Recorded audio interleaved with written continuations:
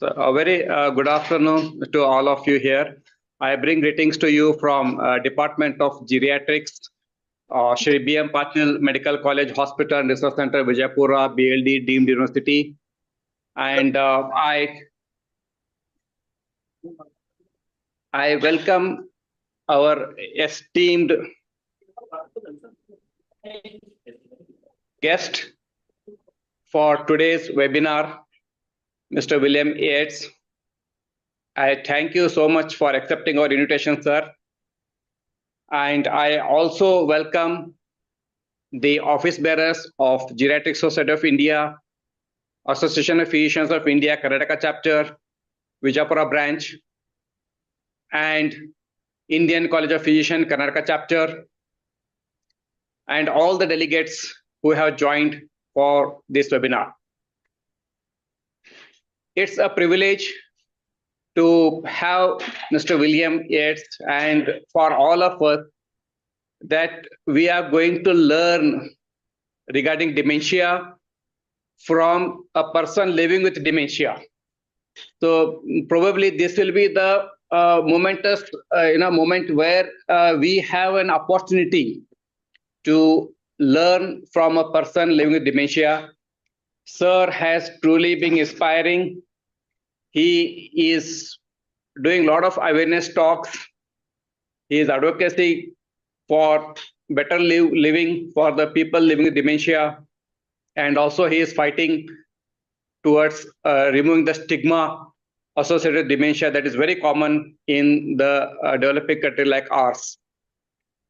So I take this opportunity to welcome all the moderators, coordinators, and the chairpersons for today's webinar and all the delegates once again. Now I invite Dr. Karthik S., resident of Geriatrics, to introduce our chief guest. Thank you, sir. Good evening, all. It is an immense pleasure to introduce William Yeates in this occasion. In August 2019, at the age of 59 years, he was diagnosed with younger onset Alzheimer's disease. Bill has a keen interest in learning how to best manage his diagnosis on a daily basis and has created his own website where he enjoys helping and showing others who are also living with dementia how it is possible, provided you have access to the appropriate care and support to live a life that is both enjoyable and meaningful. Besides being a volunteer surf lifesaver, Bill competes in master swimming, fin swimming, pool rescue, and surf lifesaving championships at a local, state, national, and international level. Bill also co-coaches with his twin brother a group of teenagers in an event known as Champion Lifesaver. More recently, Bill has chosen to also compete in this event in the over 60s division. In 2023, Bill traveled to Fiji and participated in his first ever ocean water swim. Currently, Bill works as a living experience associate consultant for Hammond Care and is a non-executive director on the board of MADEC Limited. He is also a member of Dementia Australia's Advocate Program and has been vice chair of Dementia Alliance International. He is a member of the World Health Organization GDOKE Focus Group, member of the Global Review Panel for ADI Accreditation of Dementia Care, member of the Public Involvement Panel for Setup, and a member of SIE-STA Lived Experience Advisory Panel. Bill is also a member of NSW Trustee and Guardian Advisory Board and Hammond's Care's Quality Care Advisory Board. In July 2025, Bill accepted the position on the board of Alzheimer's Disease International. Hereby, now I introduce Mr. William Yeates on this webinar presentation. Thank you, sir. Thank you, Dr. Karthik. And over to you, sir, for your presentation and deliberations. Firstly, thank you for that lovely introduction. And my greetings to everyone. This is my first virtual presentation that I've done, so bear with me and I'll try the best I can. To set the scene for today's presentation, I'm going to show you a short film that illustrates what the Walking the Talk for Dementia is all about.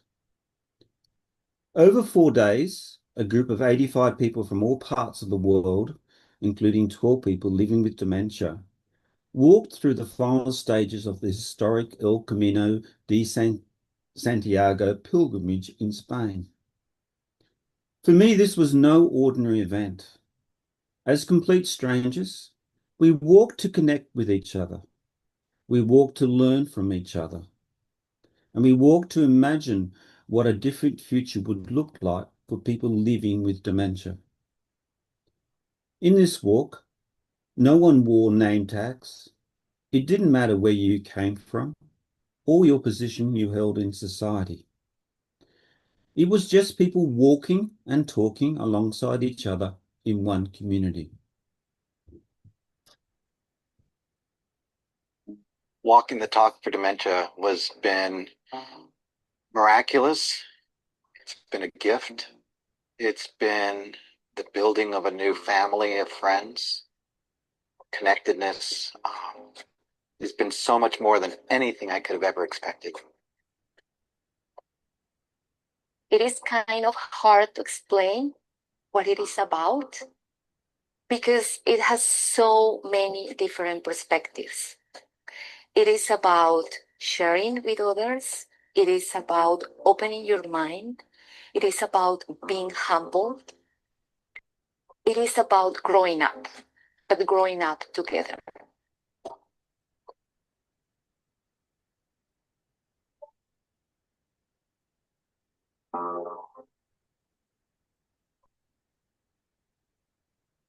I could instantly see the leveling aspect of it happen, and that's what we've seen here during the walk, is that there's no labels. Nobody, for the first few days, I didn't even know who some of the people living with dementia on the walk were. So you can have those open, honest conversations.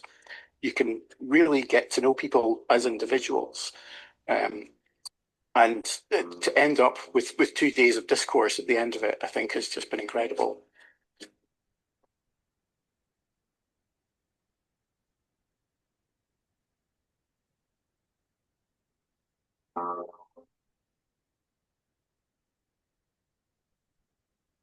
Every step is just a reminder for us that we need to talk about this, and there need to be conversation about dementia every time you have a chance.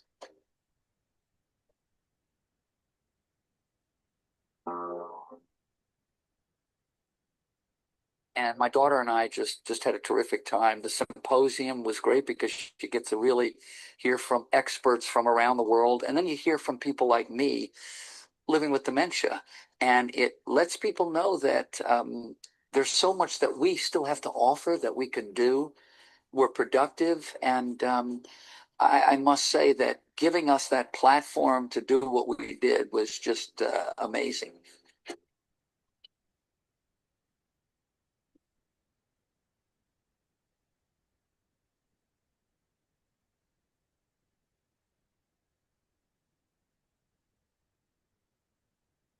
I've learned to change my lens to see more than just my world.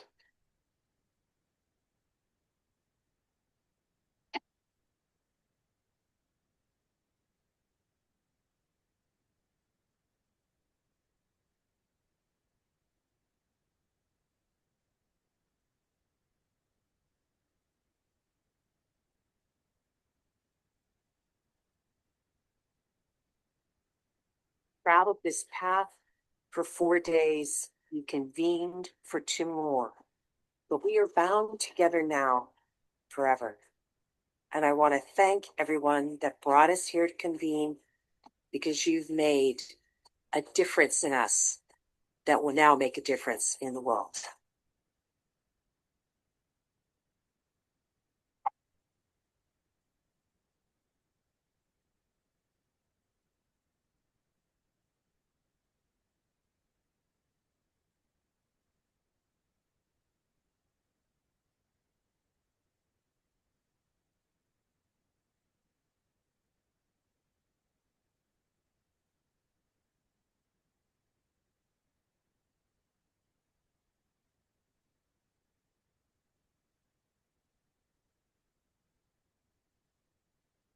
Walking the talk is a life-changing experience, but you can only know that if you are actually here. And this is going to be something that is going to change your perspective for your career and your personal life.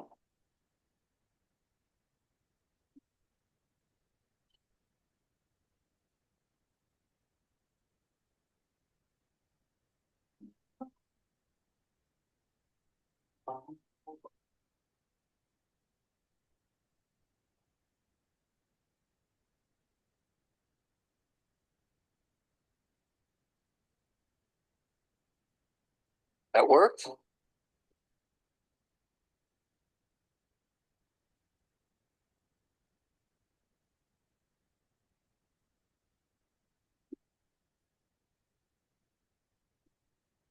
What made this experience truly remarkable for me wasn't the beautiful scenery or the nice sunny weather, nor was it the historic places that we walked past. It was simply the people and how we interacted with each other. There was so much respect and acceptance that every person had something to say. The impact of this experience was so powerful for me that I decided I needed to capture what I had learned and felt. So I wrote what I call my learnings from the 2024 Walking the Talk for Dementia. In my presentation I'm going to give today, this represents my reflections from the conversations, the moments of connection, and the thinking that happens when you walk alongside people who truly want to listen and want to change the world's attitude for people living with dementia.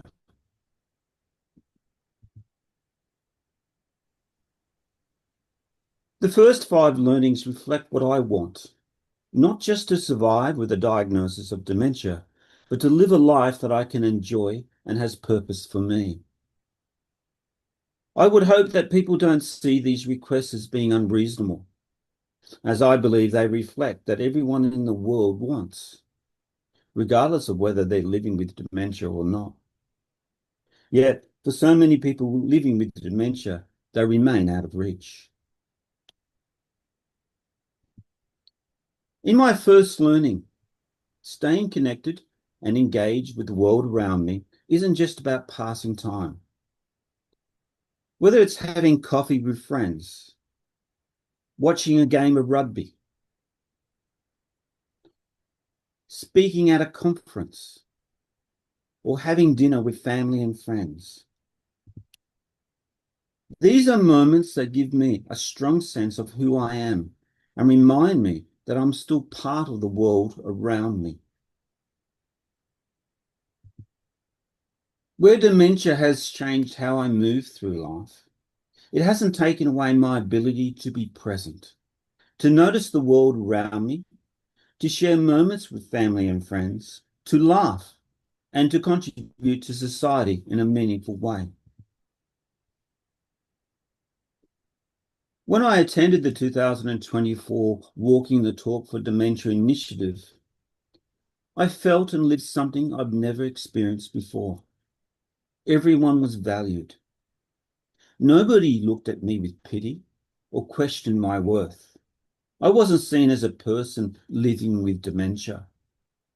I was William, an Australian, a friend, a teammate, and more importantly, a fellow human being. Quite simply, I was treated as an equal, where everyone saw the person first, not my diagnosis. I believe this unique experience was built on respect, equality, and dignity.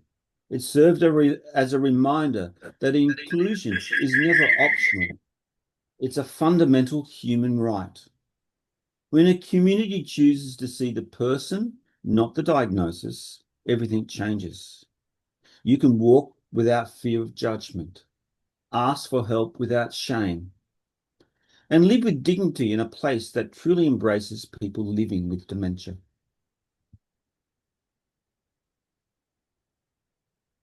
In my third learning, independence isn't about doing everything on your own. For me, it's about having choices, about being able to access the support to be able to do the things that I want to do, which in turn is a very important aspect of maintaining your dignity. To illustrate this, I would like to show you a short film on cooking.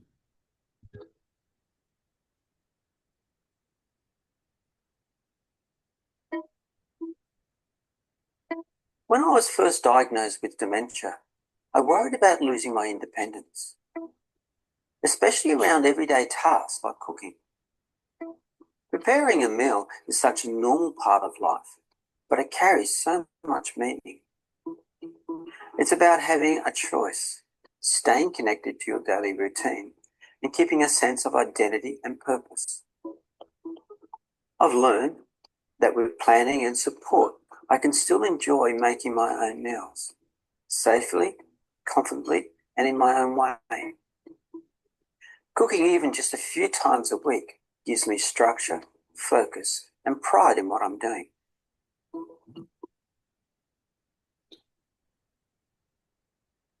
When I was first diagnosed with young onset dementia, I thought my life as I knew it was now over.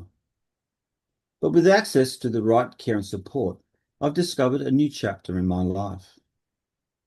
One filled with joy, purpose, and achievement. By setting goals and adopting a reablement approach, I've learned that while there are many challenges in my life, these are now more manageable.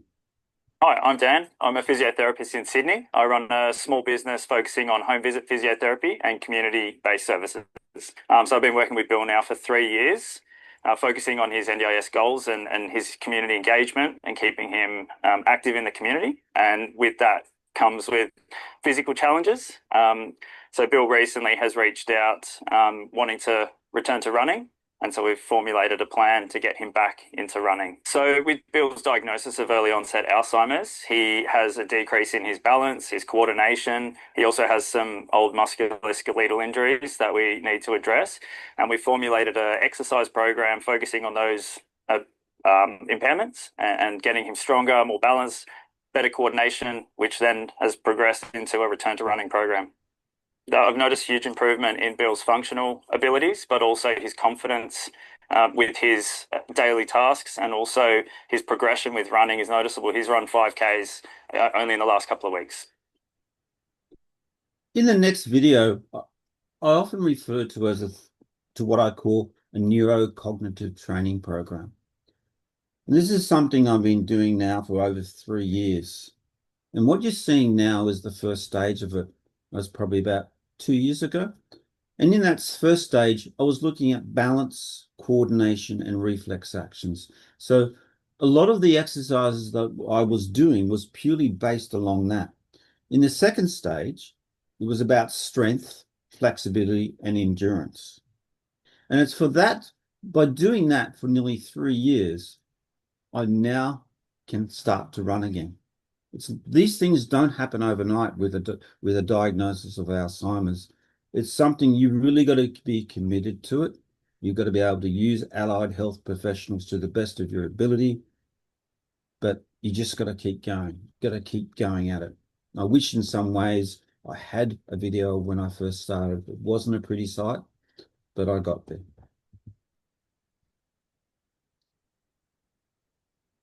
Too often dementia is seen only as a memory decline. For me, it was much more than this. I found that it destroyed my sense of self. That is, my identity as a person was taken away from me. In the absence of any post-diagnostic care and support program, I developed my own holistic, person-centered approach, which involves the 4 aspects of self: body, mind, heart, and soul. I call it the tree of awakening your positivity, because I really believe that having a positive mindset about the way that you look at life is a really important way of fighting it and allowing you to manage this condition. The leaves of what I call the leaves of positivity on my tree reflect those actions, strategies, and interventions that I use on a daily basis. As you can see, if you look throughout the tree, my clinician told me about the importance of keeping active, eating healthy food, being socially engaged, exercising a brain, and sleep, of course. But I also found that if I was going to rebuild myself, become another person or different person, maybe even a better person, I needed to do other things like challenging myself, setting myself goals. And my favorite leaf is none of the ones that I've mentioned. It is just keep swimming. And it means in very simple ways, don't give up.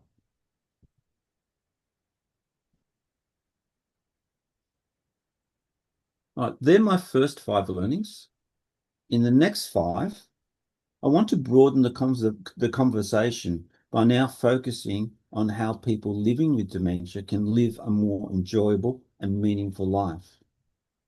These insights came from the time that I spent listening to others while I was walking along the Camino. People living with dementia are often regarded as being incapable of learning, of not being able to contribute to society and make their own decisions. But for me, I don't actually believe this is true. We may need more time. We may need more patience, but we still have a voice that needs to be listened to. By embracing resilience, dignity, and inclusion, society can ensure that people living with dementia are not just supported, but they're truly valued.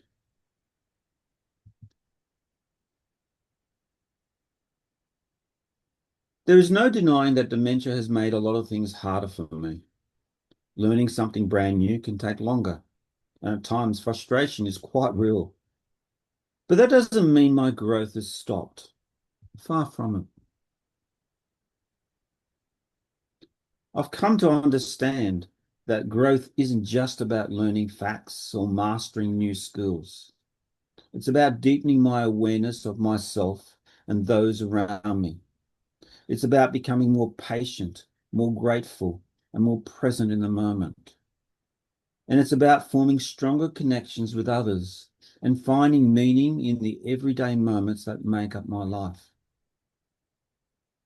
Visiting the museum in Scotland and going on the board of the ship called Discovery was a real pleasure for me. My grandfather and father both spent their lives at what we call wharfies, which meant I spent a lot of my childhood on board ships from around the world, walking the gangplanks, going into the engine rooms, spending time on the bridge, and walking through the cabins for the crew. All of these brought back such fond memories for me. It's something I hadn't done for many, many years.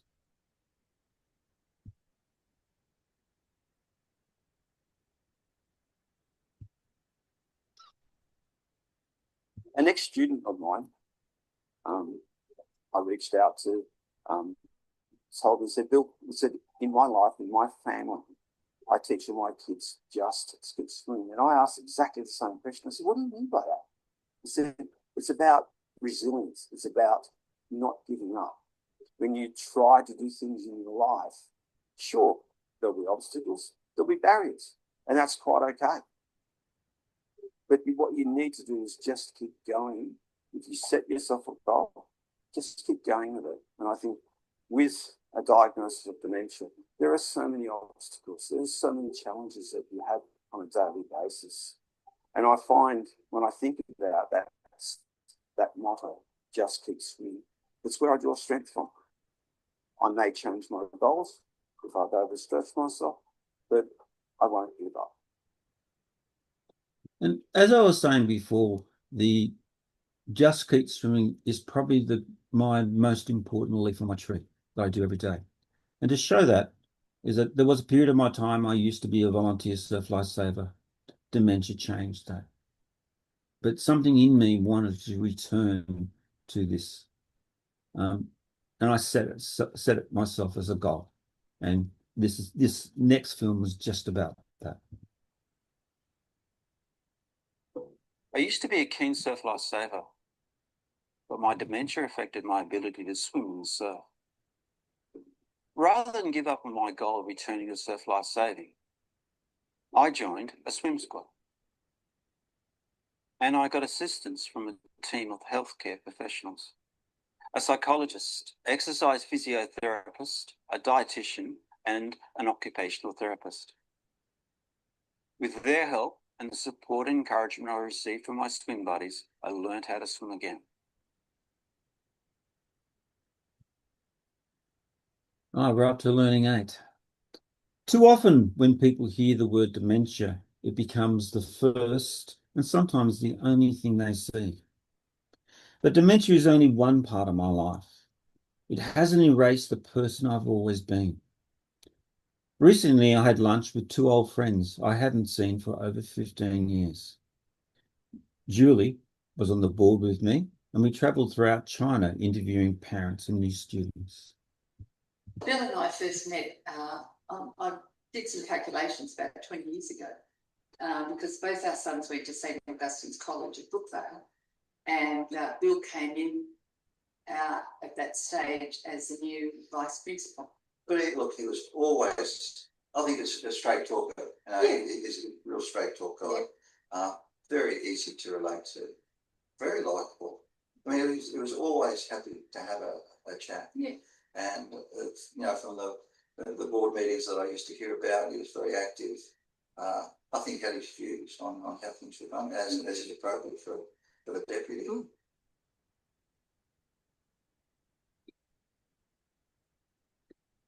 I don't want someone to take over my life. I need someone to share it with. Not ahead of me, pulling me along, not behind me, pushing me forward, but right there alongside me. Living with dementia can feel isolating, but a true companion changes everything. The steady hand when I'm feeling unsteady, the sounding board when my thoughts are all tangled up, and the laughter that lightens up even the hardest of days. It's knowing someone will celebrate the victories, no matter how small, and stand with me when the times are hard.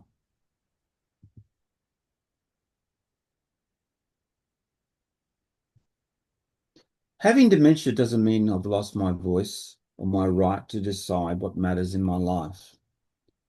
There are times when I need support, reminders, patience, or even help weighing up the options. But that support should never replace listening to my voice when decisions need to be made. What I need is to be asked, to be listened to be included in conversations about how I want to lead my life.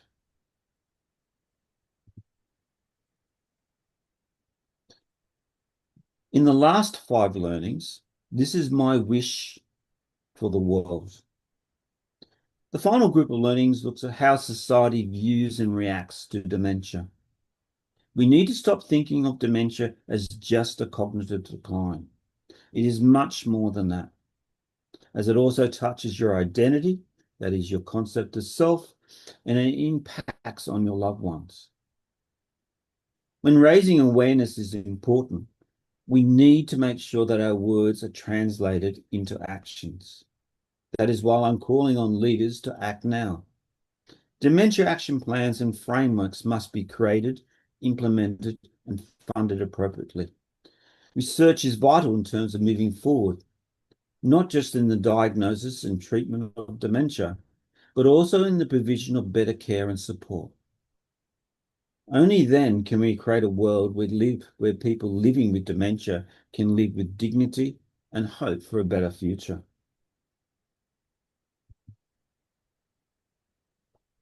When people hear the word dementia, they often only see the loss. But I want you to look again. Yes, there are challenges. Yes, some things take me longer or require more support than before.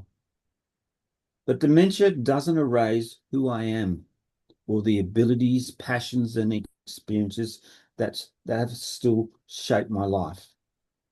I can still swim, I can still advocate, and I can still share my story to help others. These aren't just activities, they're proof that my value hasn't disappeared with a diagnosis. If you focus only on what's gone, you miss what remains. The strength, creativity, and the wisdom that comes from lived experience. Dementia doesn't strip us of everything. It simply asks people to look beyond assumptions and see the whole person who is still there.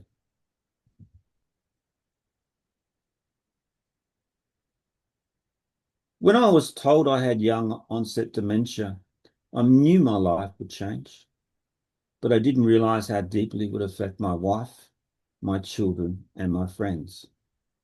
They didn't get the diagnosis, yet they live with it every day. Dementia brings them new responsibilities, a lot of emotional strain, and the need to make difficult decisions. But too often, the system focuses only on the person diagnosed. Support must recognise that my diagnosis isn't mine alone. It's ours. Caring for carers is just as important as caring for the person living with dementia.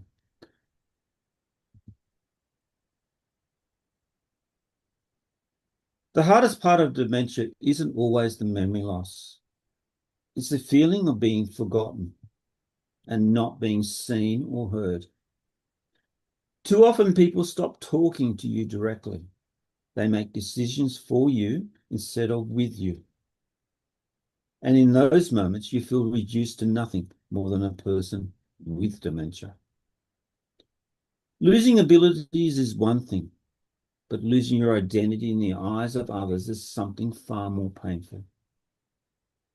The reason I've included these slides was where I sort of gave it a lot of thought, and I thought, how can I illustrate this learning? And then it came to me. I think before my diagnosis, I was a person who was very concerned about people, and I'd lost that. But it was interesting. Last year in 2024, I went to another part of Australia and I spoke at a conference. And it just happened to be what they call National Childhood Dementia Day. And everyone was getting their faces painted. And I thought, yeah, I'll do that.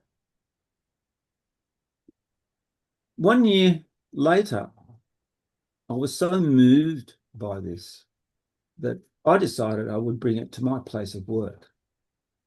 So the pictures I'm showing you there is that I decided I would get my face painted and I would see whether the rest of my staff who I work with on a daily basis would join me. And to my surprise, 26 of us got our faces painted. And to me, that was really important. It was something I valued. It was my self-expression, my self-concept, something I really wanted to do. And I'd sort of realised that in some ways that a diagnosis of dementia had taken that from me. And now I was able to get it back. And it was really interesting. Sorry, sometimes I get a little bit emotional. Apologies for that.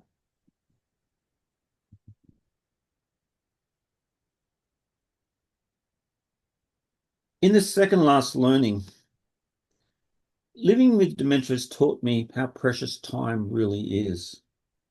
That's why when I talk about an approach to research, I often refer to what is known as the Formula One mindset. And this is about Formula One racing cars. In Formula One, success depends on collaboration and coordination of every member of the team, from drivers to engineers to mechanics and support staff. A winning team is characterised by a culture of teamwork and mutual respect. Everyone applies their individual expertise towards a common goal. And for me, this is why I believe that when you get researchers, clinicians, people living with dementia, and policymakers, when you get them to come together and talk and discuss data, then progress happens. And as everyone is working towards achieving the same common goal. But if we have silos of information where there isn't any collaboration, then I become concerned, because for me that sort of means that the future is uncertain. And I say that because I'm not a clinician, but I can see that dementia is such a complex condition. And through all parts of the world, people are doing some great work. But if they don't share their results, share their data with everyone else, then it's a problem. Because, you know, how many times have clinicians relied on other pieces of data? It's started a new thought process. The world just goes much, much better. So I put this one as really important. And my last learning. In Australia, dementia is now the leading cause of death. It was only just announced probably 1 month ago. From a global perspective, there are now 55 million people who presently are living with dementia.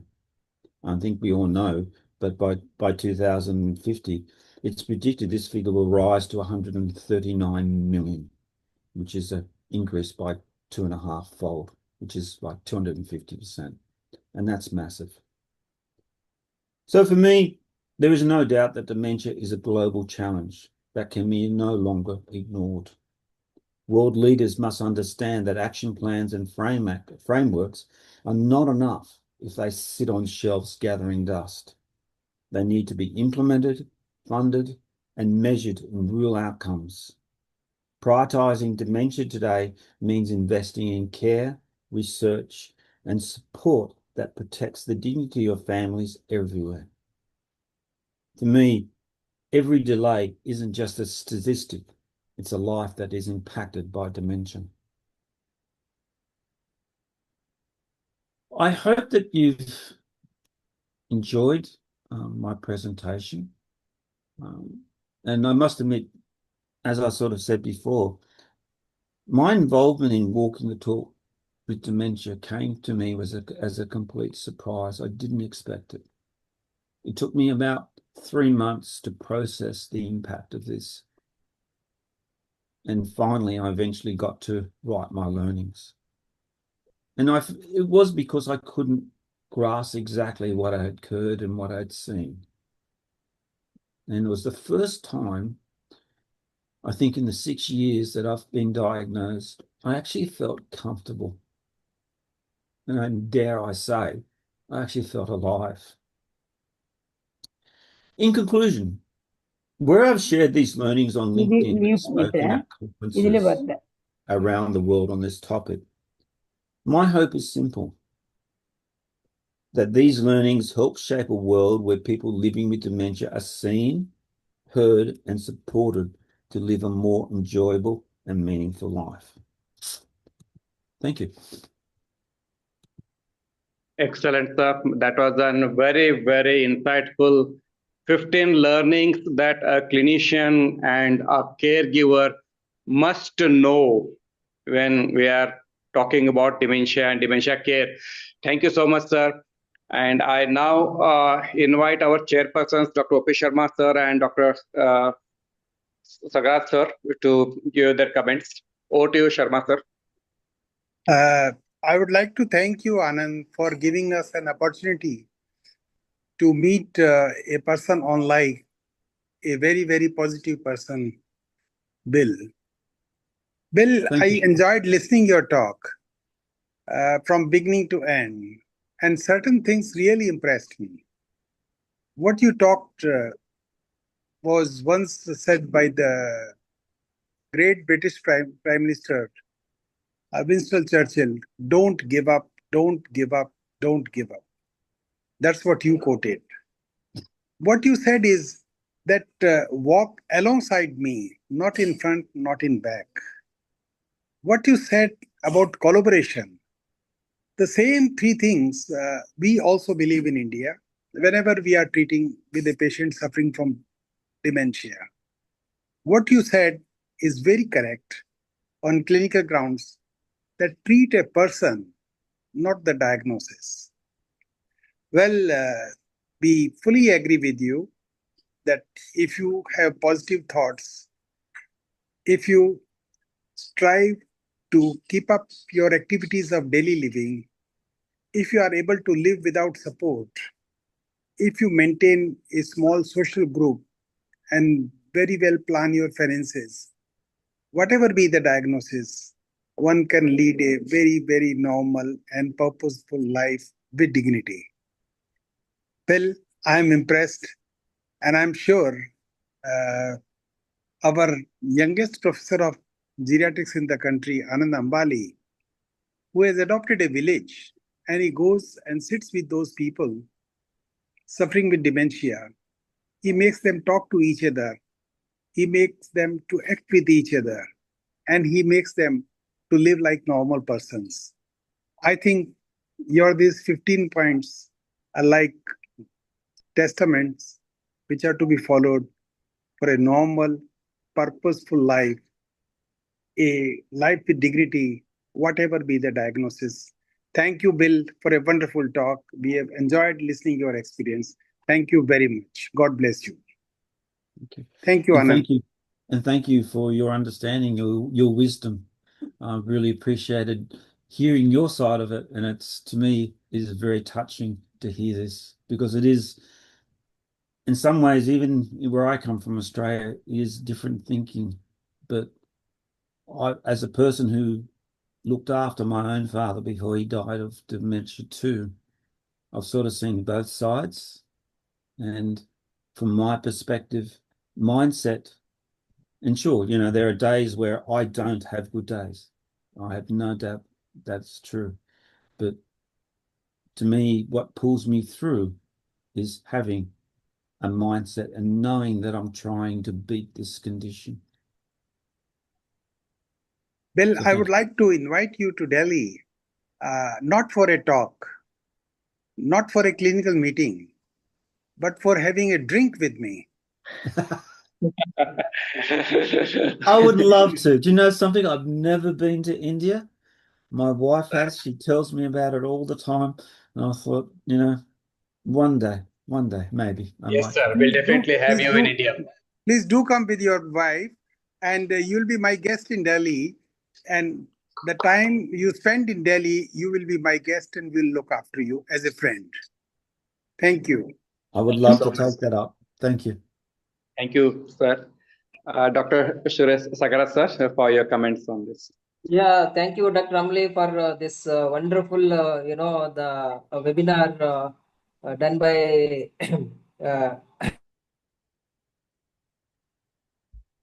We lost you. Sir, we just lost a touch with you. So till then, we are now open for question and answer. Yes, sir, please continue. It's really a wonderful talk, and we look for. Sir, your voice is breaking in between. You are getting disconnected in between. Sagarat, sir, you are getting disconnected in between. Yeah, some problem with the net. It's okay. Thanks a lot. So thank you, sir, for chairing this session. Now the session is open for question answer sessions. If any delegates, participants wish to ask a question to sir, you can unmute yourself and ask a question. Can I ask a question, sir? Yes, sir. I am also a student of geriatrics. I am not an old man. I am only 79. I just want to ask Bill, how much you are affected by nagging from your wife? The door is closed, so I will answer that question truthfully. Yeah. I think in all good relationships, there is always nagging. So the answer is, I will say yes to it. But I suppose with Alzheimer's, I'm probably lucky that I forget about it all the time. So, but anyway, but it's, you know, I look at it, I looked at my wife, my mother, and she used to nag my father, but my wife's not that bad. So I'm pretty lucky. I can't complain, but I do understand. Yes, sir.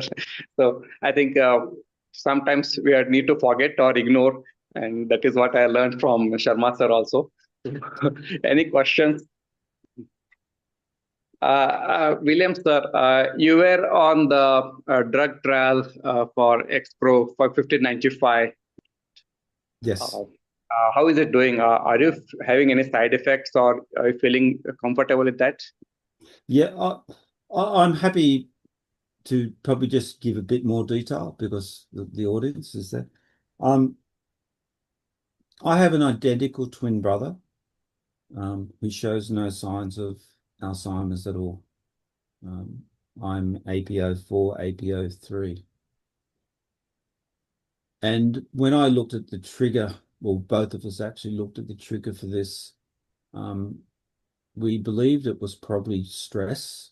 I had a very stressful event happen in my life, and we think that was the trigger. But the reason I mention it was that, of course, we're both graduated as pharmacists. We both realize that with a condition that is both progressive and incurable, the only chance I had was to go on a clinical trial. And I chose not the amyloid beta or a tau hypothesis because I figured that after 20, 25 years, there wasn't much hope there. So I decided to take a drug which is based on the neuroinflammation response or hypothesis. I saw, in my case, the diagnosis was about stress. I might also mention that I had a PET scan which showed that I had the highest grade of amyloid beta in my brain, together with the symptoms 6 years ago. So it was like a gold standard diagnosis. It was very clear. My results of my tests indicated that I had Alzheimer's. My symptoms indicated it. And when I paid for this PET scan, which showed I had a grade 3 loading in my brain, which is the highest loading, my diagnosis was clear. But it also points to hope, I think, too, with the clinical trials. Sadly to say, in the 18 people who were on it with me, I was probably the only one who showed really good results. And it's probably good for me, but disappointing also. So answer your question, that is the clinical trial. I get weekly injections into my stomach. Luckily, it didn't involve an infusion. But unfortunately, and probably the saddest part, and it's probably taken me about 3 weeks to get over this, is that their phase 2 trials failed just recently. So the drug has been withdrawn, which means that I no longer can get that drug. So when I was talking about the hard moments in your life, and you do struggle, even I wasn't. And it was interesting the impact that it had on me, but I'm back on my feet now, so it's all good. That So I can see you. I answered your question. You are back to fitness, yes. We have Dr. Mahalingappa, sir, who is the chairperson of Association of Physicians of India, Karnataka chapter. Sir, you want to give some remarks? So there is one question in the chat box. Is there any genetic markers predicting the development of dementia? You like to say a few words, sir? I do. I listen to lots of webinars, and it was interesting. The most recent one I listened was probably 5 years ago, 6 years ago. No, 5 years, over 5 years ago. I got my genetic testing done to show that I was APO4, APO3, and that was quite. I was glad I got it, but it also meant my risk of getting it was quite high and all that type of thing. But I've now since read that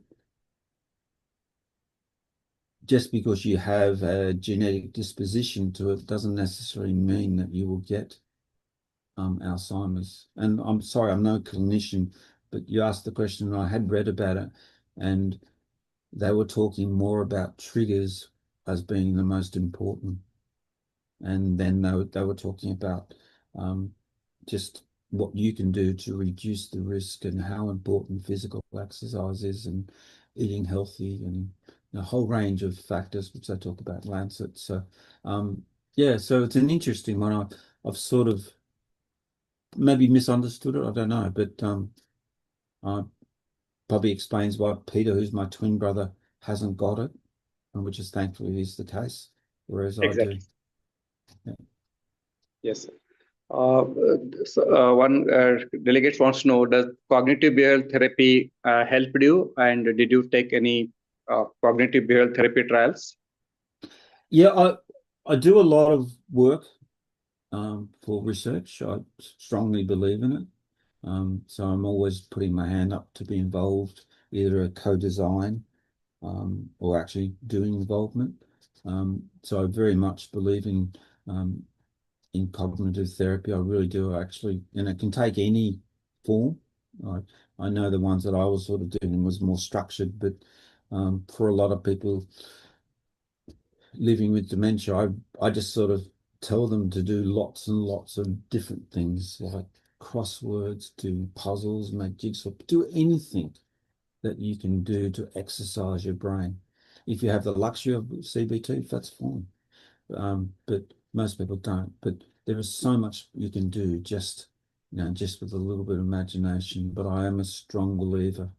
If you exercise your brain, if you don't, you lose it.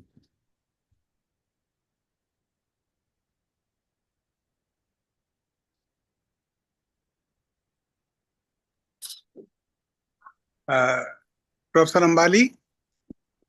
Professor Ambali? Yes, sir. Just a minute. Yes, sir. Yeah, may Yes, I say? sir. Please say, sir. Yeah, Bill, I totally agree with you that as far as the cognitive functions are concerned, there are certain things help. And one of the things that helps is actually writing the diary. What I tell my patients, don't write the diary, just write down what was the entire eating schedule yesterday. This you write down next day and let it be verified by your spouse or by your staff. This is one way that helps. Second Yes, thing sir. was that because 6 to 8 hours sleep, good sleep really helps. So when you go to bed, go with a positive thinking. Just before going to bed, think what are your virtues, what are all positive things you have done in your life, what are your possessions, the money, the land, the house, the friends, the achievements, the certificates. Think of this thing, do your own moral boosting, and then go to bed. If you go to bed with a positive thinking, the endorphin secretion is better, the sleep is better, and next day morning also you get up better. Would you like to comment on it, sir? I totally agree with you. It's so important. I'm learning, I read about it, and I understand why sleep is needed. And together with that, being able to give your body the chance, your brain to remove toxins, it's just so important. But likewise, that mindset. And if you go to bed stressed and you're worrying and you're thinking about these other things, it's simply not good for you. You don't get the sleep that you need. Whereas what you need to do, exactly what you said, work out whatever works for you to get you to be able to lie in bed and over 5 or 10 minutes just fall to sleep naturally, then do it. And it took me a long time to work this out, that I would stay up late at night doing things, and then I wouldn't get too much sleep. I'd be tired throughout the day, and eventually the penny dropped. It is so important. 6 to 8 hours, a must. I'm totally on your page. I agree with you 100%. Yes, sir. We've gone through your videos, short videos on media and hype of people living with dementia that you have brought out. There's one person who wants to know how you deal with the people who who are your colleagues, and they talk about stigma associated with it. There's a question one of the participants wants to know. And I think I get it. I do get it. I've had one person of quite well-known status come up to me and question me, and I have no problems with it, in the sense that I know what I've been through, and I know that in some ways that I'm not the typical person with dementia. But then again, I'd also argue not many people live the life that I do, in the sense that I am so routine. I get up at 5:30 every morning. I walk my dog for an hour and a half. I fast, I sleep, I watch what I eat. I do lots of things. I do everything. I will swim for an hour and a half. I will do all these things throughout the day. Why? Because I know that I have to do it. But I'm also convinced, and I'm also convinced in the sense that dementia is so complex, you need a precision drug similar to what I was on. Then you need also a lot of non-pharmaceutical interventions like my Shri. And you need to concentrate on rebuilding that person. I know it's more common in people with young onset dementia because we're younger, we're still fit, we still have a job. It impacts much, much more. But I think that the answer, the cure for dementia doesn't lie just in one drug, probably a combination of drugs, plus a whole range of lifestyle changes. That to me is important. But sometimes, and I will get people come up to me and question whether I have a diagnosis. And I'm I understand it.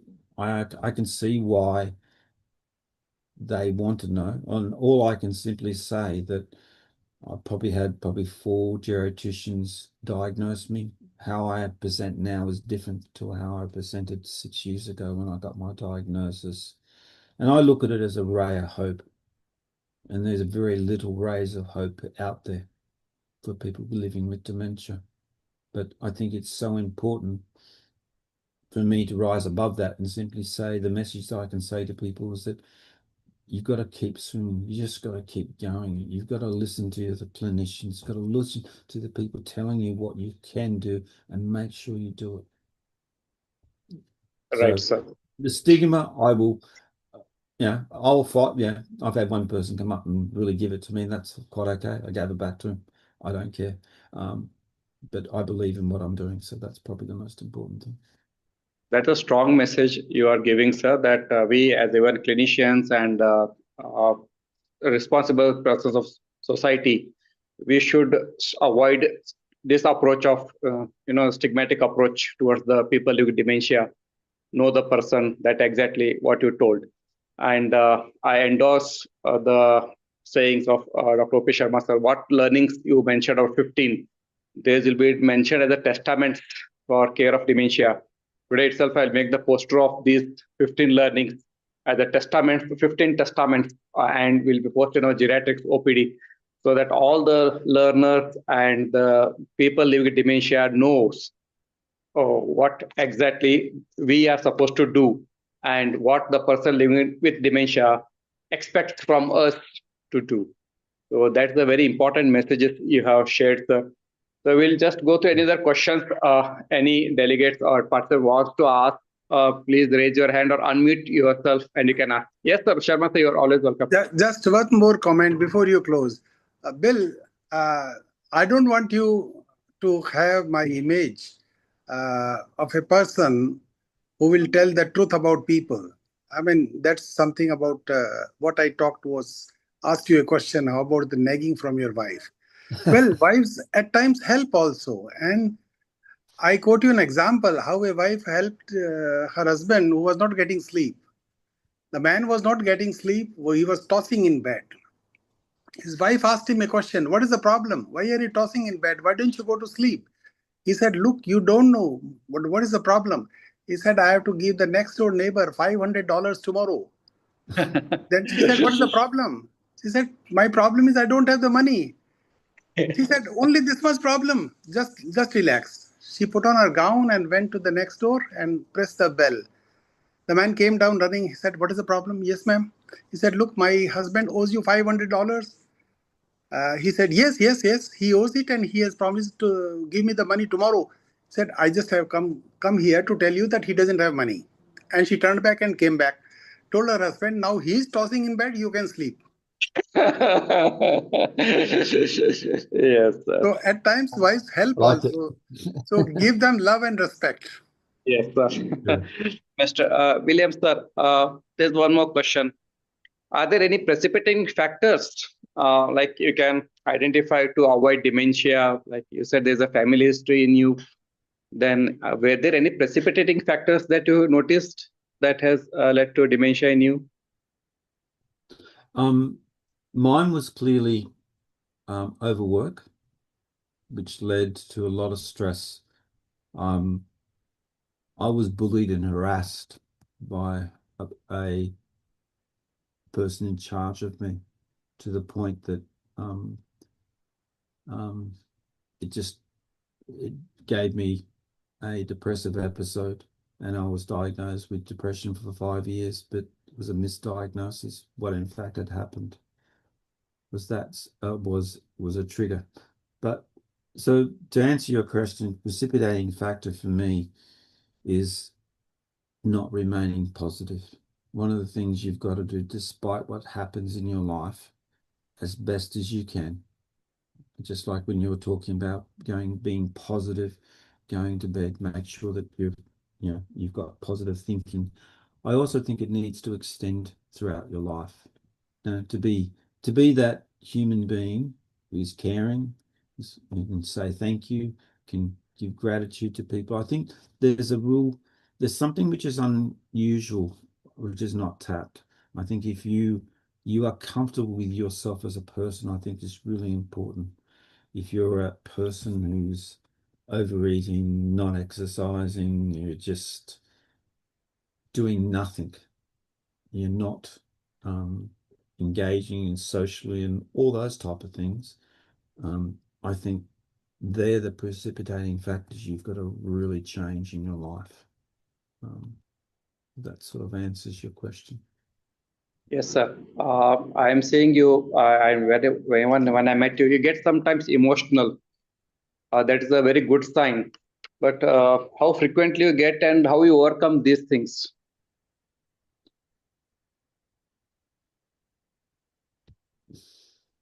It's a hard one. I'm not sure how to answer that question. You are getting very emotional in between, and yes. how you overcome these things? Is getting emotional is good. Yes, crying is good, but how you overcome this? My wife says that to me all the time, and other people will say to me it's actually a good thing. I suppose I look at it. I consider myself quite a strong person. However, there are times where I do get emotional. I did tonight, and for me, that's something I've probably got to learn not to. But a part of me also says that if you lose feelings for something like that, then that's probably not a good thing. So at the moment, I think I'll just go with it. Hopefully, one day I'll get better. Won't be so emotional. But the trouble, I suppose, I think, is a diagnosis of dementia leaves you with a lot to think about, and it's hard not to get emotional about it. But yes, we should do. When we finish, before we finish, I would like to say one final thing, if that's yes, okay. Sir. Finish with the questions. Yes. And no more questions. Yes. No more. They're not. Can I have the floor for 1 minute? Sure, sir. Please go ahead. Please go ahead. And what I'd like to say is that the reason I'm here today is because of, and hopefully I pronounce it correctly, is because of you, Annette. When I've met you in Hong Kong, I listened to your presentation and you impressed me. You really impressed me. Thank you, sir. And I say that because I could see in you a very genuine person who cared. And as I said to you, is that I don't normally do this. This is my first virtual, maybe my last one. I don't know.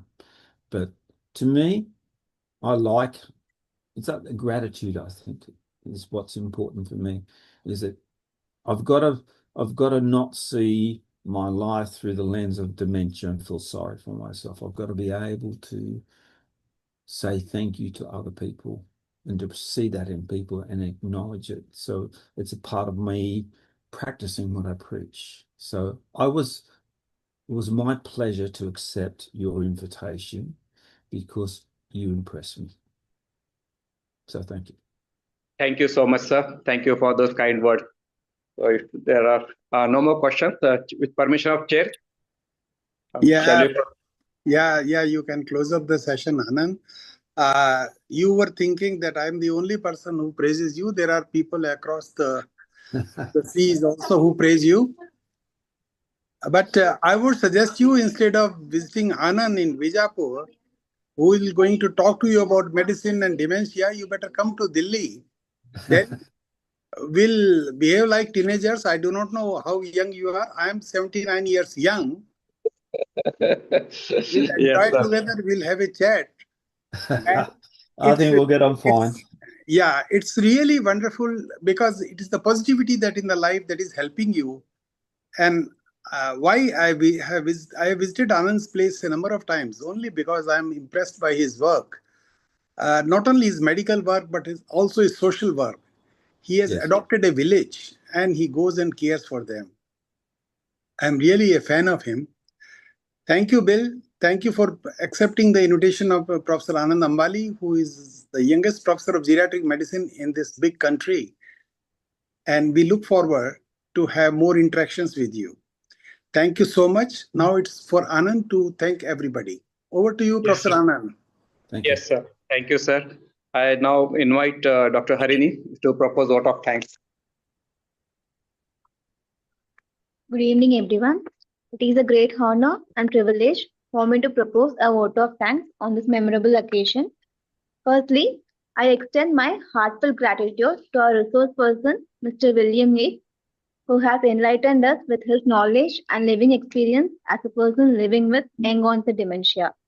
So we have learned that dementia is not just a cognitive decline and the need to know the person and not the disease. So your perspective has enriched our understanding and it will inspire us to approach dementia with greater empathy and commitment. I would like to thank our chief patron, Shri B. Patil sir, Honorable Chancellor of BLDE, deemed to be University, for his constant encouragement. I would like to extend my gratitude to our patrons, Dr. Y.M. Jairaj sir, Honorable Pro Chancellor, BLDE, deemed to be University, and Arun C. Namdar sir, Honorable Vice Chancellor, BLDE, deemed to be University, for their continuous support. I would also like to thank our advisors, Dr. R.V. Kulkarni sir, Registrar, BLDE, and Dr. Tejashwini Vallabha ma'am, Principal, Dean Faculty of Medicine, Shri B.M. Patil Medical College and Hospital, Vijayapura, for their guidance.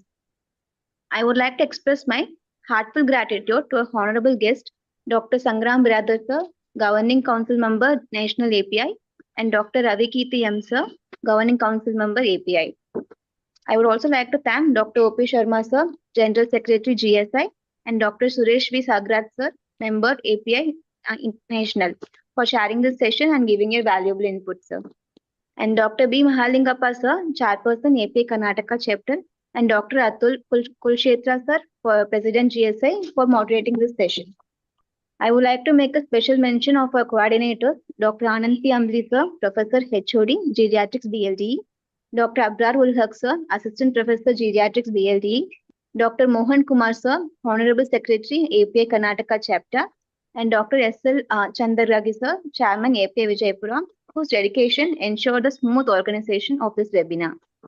I would also like to thank Dr. Suma Rathod ma'am, Senior Resident, Department of Geriatrics, BLDE, and postgraduate students of Department of Geriatrics for their assistance in managing the event. Last but not least, I would like to thank all the participants for joining today. Your presence and active involvement made this session truly meaningful.